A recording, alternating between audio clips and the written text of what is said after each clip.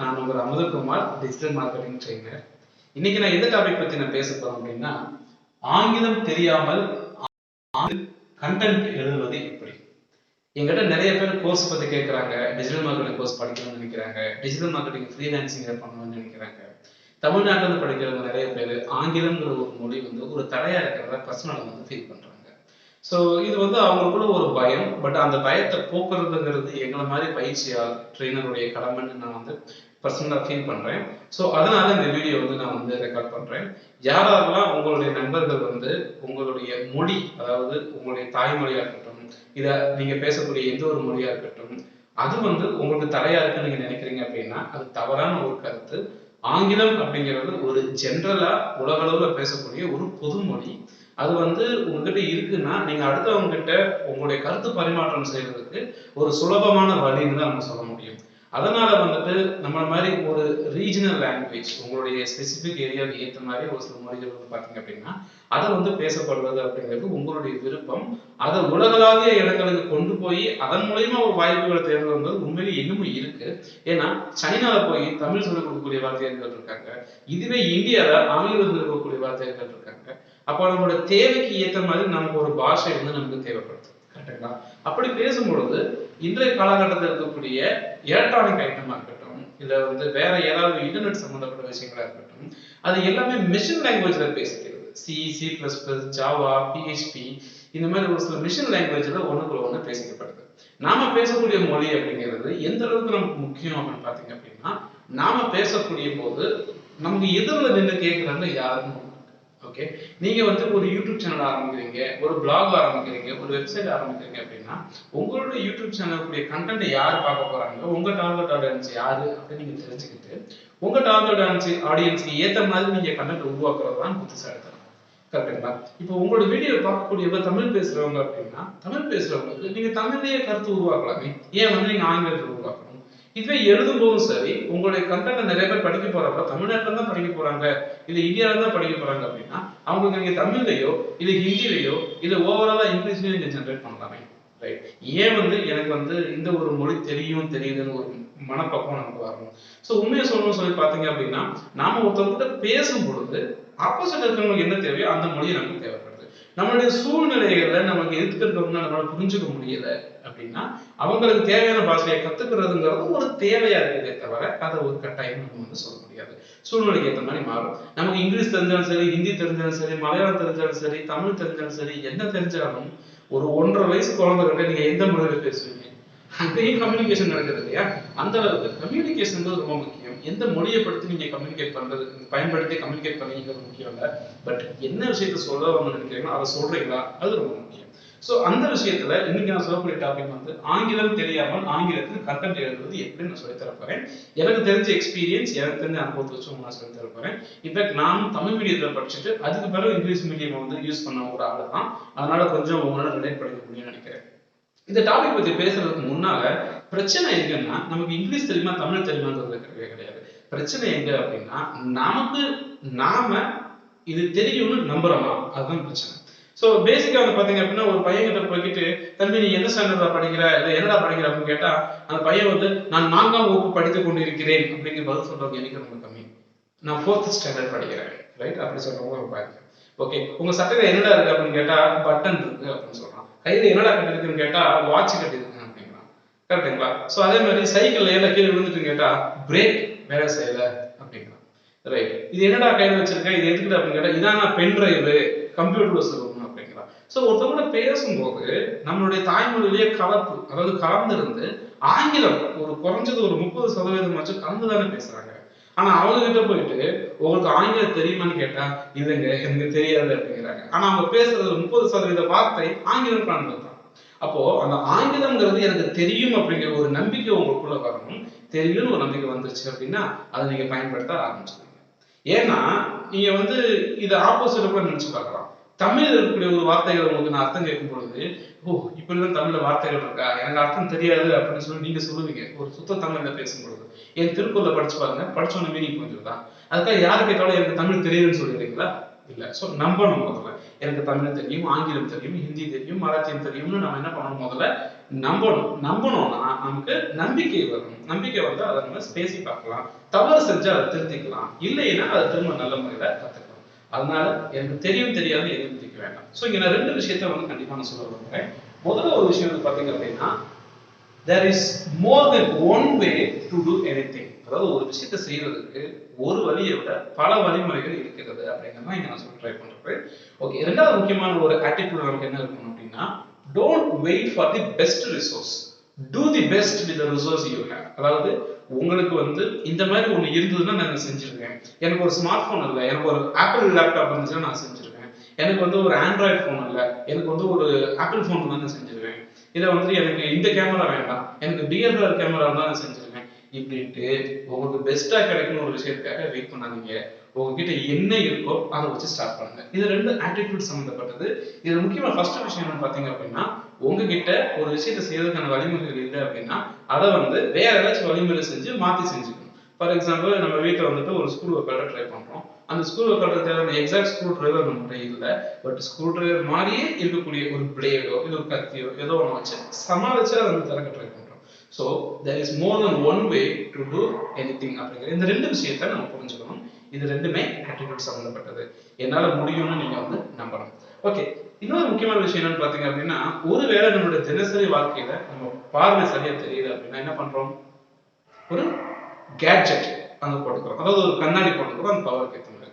கரெக்டுங்களா? அதே மாதிரி நம்ம நடக்கும்போது கால் வலிக்குது, நம்மளால நடக்க முடியாத சூழ்நிலை வந்துட்டோம்னா என்ன பண்றோம், ஒரு ஊன்றுகோல், ஒரு குச்சியை வச்சு பிடிச்சி நடந்து போயிடும் இல்லையா? அதே மாதிரி உங்களால முடிஞ்ச விஷயத்தை நீங்க செய்யுங்க. உங்களால இயலாத விஷயங்கள் எதை செய்ய முடியலையோ அதுக்கு என்ன பண்றீங்கன்னா இடையில ஒரு கேட்ஜெட்டை பயன்படுத்துறீங்க. ஓகே, ஒரு ஆயுதத்தை பயன்படுத்துறீங்க. அது உங்களுடைய வேலையை வந்து ஈஸியா உந்துகோல் கூட சொல்லுவாங்க ஒரு இடத்துல வந்து பாத்தீங்கன்னா ஈஸியா இருக்கு. அதே தான் இந்த ப்ராசஸ்லயுமே. இப்போ உங்களுக்கு வந்து ஆங்கிலம் சரளமா பேச வரல, பயிற்சியின்மை தான் காரணம். ஓகேவா? இப்ப அந்த ஆங்கிலம் சரளமா பேச வரல அப்படிங்கிறதுக்காக ஆங்கிலத்துல எல்லாம் எழுத முடியாதுன்னு கிடையவே கிடையாது. ஒரு சில டெக்னாலஜிஸ் இருக்கு, அதுதான் இங்க நம்ம வந்து சம்மரைஸ் பண்ணி பார்க்க போறோம். இப்போ நான் என்னென்ன டெக்னாலஜிஸ் சொல்றோமோ அதுக்கு சம்பந்தப்பட்ட லிங்க் என்னோட டிஸ்கிரிப்ஷன்ல கீழே இருக்கு. அந்த லிங்கை கிளிக் பண்ணி ஒவ்வொரு ப்ராடக்ட்டுமே நீங்க ட்ரை பண்ணி பார்க்கலாம். தேவைப்பட்டால் நீங்க அதை பே பண்ணி கூட சர்வீஸ் வாங்கிக்கலாம். உங்களுக்கு இதெல்லாம் எந்த ஒரு டூலுமே இல்லாம செய்ய முடியும் அப்படின்னா தயவு செய்து போய் அதை பண்ணிடுங்க. பட் இல்ல எனக்கு இந்த டூல் தேவைப்படுதுன்னு நினைச்சீங்கன்னா அதுக்கான டூலுக்கு நீங்க பைசா கொடுத்து வாங்கி யூஸ் பண்ணிக்கோங்க. நான் சொன்னேன் இல்லைங்களா, கண்ணு தெரியலன்னா கண்ணாடி போடுங்க, பட் கண்ணாடிக்கான காசு நீங்க சர்வீஸ் தான். ஓகே, நடக்க முடியுமான்னு பாருங்க, நடக்க முடியலன்னா நீங்க கைப்பிடிக்கான குச்சிக்கு காசுக்கு நீங்க சர்வீஸ் ஆகும். சரிங்களா? இது ஒரு சாய்ஸ். ஸோ நம்பர் 1 நான் சொல்லக்கூடிய விஷயம் என்னன்னு பாத்தீங்க அப்படின்னா voice typing. Okay, voice typing. ஒரு கண்டென்ட்டை நீங்க வாய்ஸ் டைப்பிங் பண்ணிட்டு அது கடன்னு எழுதிடும். அது எழுதி முடிச்சதுக்கு அப்புறம் பாத்தீங்க அப்படின்னா அந்த வாய்ஸ் டைப்பிங் உங்களுக்கு எந்த லாங்குவேஜ்ல வருதோ அந்த லாங்குவேஜ்ல பண்ணுங்க. உங்க சாதாரண தமிழ் பேச முடியும்னா உங்களுடைய கருத்தை, உங்க மனதில் கருத்தை அப்படியே தமிழ்ல பேசிட்டு தமிழ்ல எழுதி முடிச்சதுக்கு பிறகும் தமிழ்ல இருக்கக்கூடிய அந்த டாக்குமெண்ட்டை அப்படியே நீங்க இங்கிலீஷ், ஹிந்தி, தெலுங்கு, மராத்திட்டு டிரான்ஸ்லேட் பண்ண முடியும் ஒரு சிங்கிள் கிளிக்ல. கூகுள் டிரான்ஸ்லேட் ட்ரை பண்ணி பாருங்க. இல்லைன்னா கூகுள் டாக்குமெண்ட்ல போய் நீங்க வாய்ஸ் டைப்பிங் பண்ணிட்டு அங்க இருந்து உங்களுடைய கண்டென்ட்டை வேற லாங்குவேஜுக்கு டிரான்ஸ்லேட் பண்ணிக்கோங்க.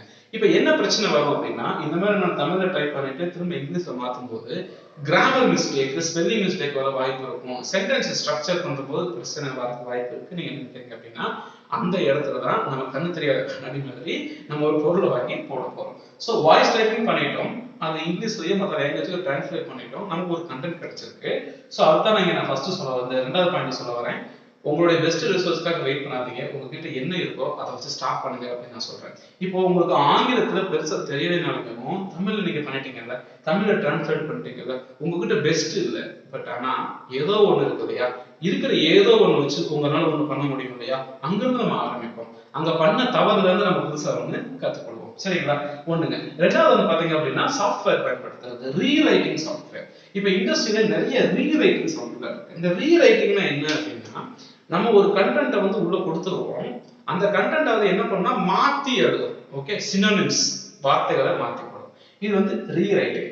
இண்டஸ்ட்ரியில இருக்கக்கூடிய நிறைய ரீரைட்டிங் சாஃப்ட்வேர்ஸ் ஃப்ரீயா இருக்கு. தயவு செய்து இந்த மாதிரி ரீரைட்டிங் சாஃப்ட்வேர்ஸ் பயன்படுத்தாதீங்க. மீனிங் வேற வேற இருக்கு. ரீரைட்டிங்கும் ரீஃப்ரேசிங்கும் வேற வேற மீனிங் இருக்கு. ஓகேங்களா? ஆர்டிகல் ரீரைட்டர் அந்த மாதிரி டூல்ஸ் பயன்படுத்துறீங்க. தயவு செய்து ரீரைட்டிங் சாஃப்ட்வேர் பயன்படுத்தாதீங்க. ஏன்னா ரீரைட்டர் சாஃப்ட்வேர் என்ன பண்ணும் அப்படின்னா சினானிம்ஸை மட்டும் மாத்தி போட்டு விட்டுரும். கடைசியில் நீங்க படிச்சு பார்த்தீங்கன்னா அங்க மீனிங் வராது. ஓகே, நான் ஒரு எடுத்துக்காட்டு நிறைய இடத்துல நான் சொல்லியிருக்கேன், ஆங்கிலத்தை சொல்றேன். Don't allow any room for oil items when you are a cardiac patient. Okay, don't allow any room for oil items when you are a cardiac patient. Okay, so ஒரு இதய நோயாளியா நீங்க இருக்கும் பொழுது எண்ணெய் பலகாரத்திற்கு எந்த ஒரு வாய்ப்புமே கொடுக்காதீங்கன்னு அர்த்தம். பட் நீங்க இந்த மாதிரி ரீரைட்டர் சாஃப்ட்வேர் யூஸ் பண்ணி நீங்க ரீரைட் பண்ணும்போது என்ன பண்ணணும் அப்படின்னா, right, never allow room for பதிலா அந்த அளவுக்கு பதில் என்ன பண்ணணும்னா நெவர் பர்மிட் ரூமுக்கு பதிலா அபார்ட்மெண்ட் மாத்தி வைப்போம். அப்ப என்ன ஆகும், never permit apartment for any oil ஐட்டம்க்கு பதிலா ப்ராடக்ட் மாத்திடும். ஸோ ப்ராடக்ட் இந்த மாதிரி ஒரு சில மீனிங் மாறும் பொழுது அர்த்தம் வராது. அப்ப என்ன ஆகும், அப்பட்டமா அந்த இடத்துல don't allow any apartment for oil item வரும். அப்ப மீனிங் மாறிடுது. ஸோ ரீரைட்டிங் சாஃப்ட்வேர் உங்களுக்கு ஃப்ரீயா கிடைக்குதுங்கிறதுனால நீங்க ரீரைட்டிங் சாஃப்ட்வேர் பயன்படுத்தி நீங்க பண்ணுனீங்க அப்படின்னா மீனிங் வராது. ஆங்கிலம் தெரிஞ்சவங்க படிக்கும்போது அதை பத்தி சீக்கிரம் செய்யணும். ஓகே, ரொம்ப கஷ்டமான விஷயம். ஸோ அடுத்து வந்து பாத்தீங்க அப்படின்னா ரீஃப்ரேசிங் சாஃப்ட்வேர்ஸ் நிறைய இருக்குங்க. இப்போ ரீசெண்டா ஏஐ பேஸ்ட் ரீஃப்ரேசிங் சாஃப்ட்வேர்ஸ் நிறைய வந்திருக்கு. ஆர்டிஃபிஷியல் இன்டெலிஜென்ஸ் NLPன்னு ஒரு டெக்னாலஜி இருக்கு. NLPன்னா என்னங்க, நேச்சுரல் லாங்குவேஜ் ப்ராசஸிங். இந்த நேச்சுரல் லாங்குவேஜ் ப்ராசஸிங், இந்த ஆர்டிஃபிஷியல் இன்டெலிஜென்ஸ் பேஸ்ட் டூல்ஸ் இந்த மாதிரிலாம் பயன்படுத்தி உண்மையிலேயே ஒரு கண்டென்ட் ரைட்டர் ஒரு கண்டென்ட் எழுதுனாங்கன்னா எப்படி இருக்கும். ஓகே, அதுதான் வந்து ரீஃப்ரேசிங். அங்கேயுமே நம்ம என்ன பண்ண போறோம்னா வேற எங்கேயோ கண்டென்ட்டை எடுத்து ஆங்கிலத்தில் இருக்கக்கூடிய கருத்தை எடுக்கிறோம். இப்போ இந்த சூழ்நிலையில் எடுத்தாச்சு அப்படின்னா நீங்க தமிழ்ல டைப் பண்ணி வச்சிருக்க ஒரு கண்டென்ட்டை ஆங்கிலத்திலேயோ இல்லை மற்ற மொழிக்கோ நீங்க என்ன பண்ணிட்டீங்கன்னா மொழிபெயர்ப்பு பண்ணிட்டீங்க, அதாவது டிரான்ஸ்லேட் பண்ணிட்டீங்க. இப்போ டிரான்ஸ்லேட் பண்ணியாச்சு அப்படின்னா அந்த டிரான்ஸ்லேட் பண்ண கண்டென்ட்டை உங்களுக்கு கிராமர் மிஸ்டேக் ஸ்பெல்லிங் மிஸ்டேக் இருக்குன்னு ஃபீல் பண்ணீங்கன்னா ரீரைட்டர் யூஸ் பண்ணாம ரீஃப்ரேசிங் சாஃப்ட்வேர் நீங்க யூஸ் பண்ணலாம். ஸோ கீழே வந்து உங்களுக்கு இந்த ரீஃப்ரேசிங் சாஃப்ட்வேர்க்கான லிங்க் நான் கொடுத்துருக்கேன். அதை கிளிக் பண்ணி நீங்க வந்து ட்ரை பண்ணி பார்க்கலாம். ஓகே, ஸோ ரீஃப்ரேசிங் சாஃப்ட்வேர் யூஸ் பண்ணும்போது உங்களுக்கு இது இருக்கக்கூடிய கிராமர் மிஸ்டேக் ஸ்பெல்லிங் மிஸ்டேக்லாம் தாண்டி இது இருக்கக்கூடிய வார்த்தைகளை வந்து சும்மா வந்து ஒரு சினோனிம்ஸ், ஓகே, ஒரே மாதிரி இருக்கக்கூடிய மீனிங்கை மட்டும் மாற்றி போடாம இது என்ன பண்ணணும்னு பார்த்தீங்க அப்படின்னா அந்த மொத்த வார்த்தையவே அர்த்தம் வர மாதிரி அப்படியே அட்ஜஸ்ட் பண்ணி மாற்றி ரீசென்டென்சிங்கே பண்ணி கொடுக்கும். உங்களோட சென்டென்ஸோட ஃபார்மேட்டிங்கே மாற்றி மீனிங் கொடுக்கும். ஓகேங்களா, என்னதான் நீங்க இந்த மாதிரி சாஃப்ட்வேர்ஸை பயன்படுத்தி யூஸ் பண்ணினாலும் அந்த கண்டென்ட் தயாரானது பிறகும் நீங்க ஒரு டைம் அதை ஃபுல்லா படிச்சு பார்க்கணும். யார் மாதிரி, உங்களுடைய ஆடியன்ஸ் மாதிரி நீங்க படிச்சு பார்க்கணும். அப்படி படிச்சு பார்த்து உங்களுக்கே அந்த கண்டென்ட் பிடிச்சு போயிடுச்சு அப்படின்னா கண்டிப்பா இந்த கண்டென்ட் உங்க ஆடியன்ஸ்க்கும் பிடிக்கும். இப்படி நீங்க ப்ரூஃப் ரீடிங் சொல்லுவாங்க. திரும்ப படிச்சு பார்த்து மிஸ்டேக் கண்டுபிடிக்கும் பொழுது உங்களுடைய ஆங்கில புலமை ஆட்டோமேட்டிக்கா கூடும். நீங்க ஆங்கிலத்தை இம்ப்ரூவ் பண்றதுக்கு தனியா முயற்சி போட தேவையே இல்லை. இதை நீங்க கொஞ்ச நாள் ரிப்பீட் பண்ண 1 மாசம் 2 மாசம் கழிச்சு நீங்களே சுயமா வந்து உங்களுடைய கண்டென்ட்டை எழுத ஆரம்பிச்சிருவீங்க. இது உங்களுடைய எஃபர்ட்டோடைய வரக்கூடிய சைடு எஃபெக்ட். ஓகேங்களா, அண்ட் ஃபைனலி உங்க கண்டென்ட்டை எழுதி நீங்க முடிச்சிட்டீங்க அப்படின்னா திரும்ப அந்த ஸ்பெல்லிங் மிஸ்டேக் ஏதாச்சும் இருக்கு நீங்க சந்தேகப்பட்டீங்க அப்படின்னா கிராமர்லி அப்படின்னு ஒரு குரோம் எக்ஸ்டென்ஷன் இருக்கு, இது ஒரு சாஃப்ட்வேர் இருக்கு. அந்த கிராமர்லி வந்து நீங்க வந்து சைன் அப் பண்ணிக்கலாம். அந்த கிராமர்லிக்கான லிங்க் நான் கீழே கொடுத்துருக்கேன். அதை வந்து ஃப்ரீயா நீங்க யூஸ் பண்ணிக்கலாம். யூஸ் பண்ணிக்கிட்டு மேக்ஸிமம் காமன் மிஸ்டேக்ஸ் வந்து அதை கண்டுபிடிச்சு உங்களுக்கு ஃபிக்ஸ் பண்ணி கொடுத்துரும். அது கிராமர்லி யூஸ் பண்றது ஒரு செக்ஷன். கூகுள் டாக்குமெண்ட்ஸ்ல உங்களுடைய கண்டென்ட் வச்சிருந்தீங்க அப்படின்னா கூகுள் டாக்குமெண்ட்ஸ் உடைய டூல்ஸ் செக்ஷனுக்கு கீழே ஸ்பெல் செக் அண்ட் கிராமர் செக்னு ஒரு ஆப்ஷன் இருக்கு. அதன் மூலமா நீங்க கிராமர் அண்ட் ஸ்பெல் செக் சஜஷன்ஸை பார்த்து ரீஃபிக்ஸ் பண்ணிக்கலாம். இல்ல இது ரெண்டுமே இல்லை அப்படின்னா மைக்ரோசாஃப்ட் வேர்ட்ல ஒரு டாக்குமெண்ட் நீங்க போட்டு வச்சீங்கன்னா மைக்ரோசாஃப்ட் வேர்ட்ல இன்பில்ட் ஸ்பெல் செக்கர் இருக்கு. ஆட்டோமேட்டிக்கா தப்பான ஸ்பெல்லிங் இருக்கக்கூடிய இடத்துல ரெட் கலர்ல அண்டர்லைன் ஆகும். ஸோ ஆட்டோமேட்டிக்கா அதை கண்டுபிடிச்சு நீங்க அதையும் போய் வந்து ஃபிக்ஸ் பண்ணலாம். ஓகே, இவ்வளவு தூரம் இன்ஃபர்மேஷன்ஸ் வந்து நமக்கு கொடுத்தாச்சு. ஸோ இவ்வளவு ஆல்டர்னேட்டிவ்ஸ் இருக்கு. இதை இப்படிதான் பண்ணணுமா அப்படின்னு நீங்க கேட்டீங்க அப்படின்னா கண்டிப்பா அப்படி கிடையவே கிடையாது. எப்படி வேணாலும் செய்யலாம். ஏன் அப்படின்னா there is more than one way to do anything. ஒரு விஷயத்தை செய்யறதுக்கு பல வழிமுறைகள் இருக்கு. ஓகேங்களா, அப்போ நம்ம ஒரு வழியினால செய்ய முடியல அப்படின்னா அவ்வளவுதான், இதை நம்மளால செய்யவே முடியாதுன்னு நீங்க நினைக்கவே கூடாது. இல்ல இதை செய்யறதுக்கு பல வழி இருக்கு, நம்ம வேற மாதிரி ட்ரை பண்ணி பார்ப்போம் அப்படின்னு நீங்க வந்து ட்ரை பண்ணி பார்க்கும்போது கண்டிப்பா உங்களுக்கு அதுக்கான சொல்யூஷன்ஸ் ரொம்ப ஈஸியாகவும் ரொம்ப சிம்பிளாகவும் கிடைக்கும். ஸோ பெஸ்ட் ரிசோர்ஸ்க்காக வெயிட் பண்ணாதீங்க. உங்ககிட்ட என்ன இருக்கோ அதை வச்சு ஸ்டார்ட் பண்ணுங்க. நீங்க ஸ்டார்ட் பண்ணிட்டீங்கனாலே உங்க ஆக்ஷன் உள்ள வந்துடும். உங்க ஆக்ஷன் பண்ண ஆரம்பிச்சீங்கனாலே உங்க ஆக்ஷனுக்கான ரிசல்ட் வர ஆரம்பிச்சிடும். உங்களுக்கு ரிசல்ட் வர ஆரம்பிச்சிச்சுன்னா ரெவன்யூ வர ஆரம்பிச்சிடும். ரெவன்யூ வர ஆரம்பிச்சிச்சுன்னா உங்களுக்கு தேவையான தி பெஸ்ட் ரிசோர்ஸ் என்னவோ அதை நீங்க லேட்டரா எடுத்துக்கலாம். ஓகே, ஸோ ஆரம்பத்திலேயும் காரணம் சொல்லி எனக்கு இது வராது அது வராதுன்னு ட்ரை பண்ணாதீங்க. நம்ம யாருமே யாருக்கும் தெரிஞ்சுட்டு பிறக்கல. சூழ்நிலைக்கு ஏற்ற மாதிரி, நம்ம தேவைக்கு ஏற்ற மாதிரி நம்ம வேணுங்கிறத கற்றுக்கிட்டோம், வேணுங்கிறத செஞ்சுட்டு இருக்கோம். அதே மாதிரி இந்த தமிழ்ல பேசுற உங்களுக்கு, இல்லை வேற ஏதாச்சும் ஒரு ரீஜனல் லாங்குவேஜ்ல பேசுறவங்களுக்கு ஆங்கிலத்தில் கண்டென்ட் எழுதுறதுங்கிறது ஒரு பெரிய தடையா இருக்கக்கூடாதுங்கிற ஒரு விழிப்புணர்வு காட்சியாகவும், இது செய்ய முடியுங்கிற விஷயத்தை சொல்றதுக்காகவும் தான் இந்த ஒரு காணொலி நம்ம முக்கியமா நான் பதிவு பண்ணியிருக்கேன். இந்த வீடியோ உங்களுக்கு ரொம்ப பிடிச்சிருந்துச்சு அப்படின்னா என்னோட சேனலை சப்ஸ்கிரைப் பண்ணி நோட்டிபிகேஷன் எனேபிள் பண்ணிக்கோங்க. முக்கியமா உங்களுடைய நண்பர்கள் கிட்ட இந்த கருத்தை பகிர்ந்துக்கங்க. கல்லூரி மாணவர்கள் இந்த மாதிரி விஷயங்களை தெரிஞ்சுக்கிட்டு உடனே முயற்சி எடுங்க. உங்க கல்லூரி விட்டு வெளியே வர்றதுக்குள்ள உங்களுடைய திறமைகளை நிறைய வளர்த்துக்கிட்டீங்கன்னா உங்களுக்கு இணையதளத்தை பயன்படுத்தி நிறைய சம்பாதிக்கிறதுக்கான வாய்ப்புகள் ரொம்ப அதிகமா இருக்கு. ஸோ நான் எப்பவுமே என்னோட ட்ரைனிங் செஷன்ல சொல்ற மாதிரி திரைக்கடல் ஓடியும் திறமையும் தேடுங்கிறதெல்லாம் நிறுத்திட்டு தயவு செய்து கூகுள்ல போய் உங்களுக்கு வேணுங்கிறத தேடி நிறைய நாலேஜை கேதர் பண்ணிட்டு உங்களுடைய இன்கம் அப்படிங்கிற ஒரு வருமானத்தை வீட்டில இருந்து சம்பாதிக்க.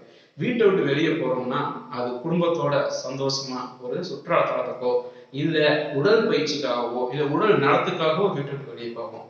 பணத்துக்காக வீட்டை விட்டு வெளியே போகணுங்கிற நெசசிட்டி கிடையவே கிடையாது. நன்றி.